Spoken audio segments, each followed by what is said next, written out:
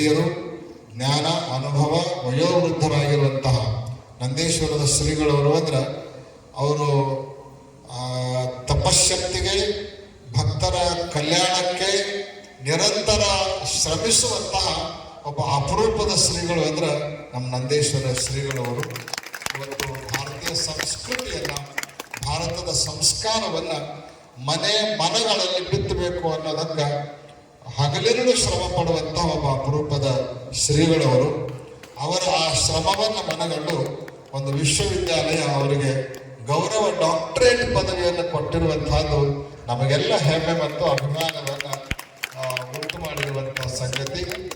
ಆ ಒಂದು ಪ್ರಸಂಗವನ್ನ ನೆಪವಾಗಿರಿಸಿಕೊಂಡು ಇವತ್ತು ಅವರಿಗೆ ಈ ಕಾರ್ಯಕ್ರಮದಲ್ಲಿ ಒಂದು ಅಭಿನಂದನಾ ಪತ್ರವನ್ನು ನೀಡೋದರ ಜೊತೆಗೆ ಅವರಿಂದ 4 ಉತ್ತಮ ವಿಚಾರಗಳನ್ನು ಕೂಡ ಕೇಳುವಂತಹ ಸೌಭಾಗ್ಯ ನಿಮ್ಮೆಲ್ಲರಿಗೆ ಪ್ರಾಪ್ತವಾಗಿದೆ.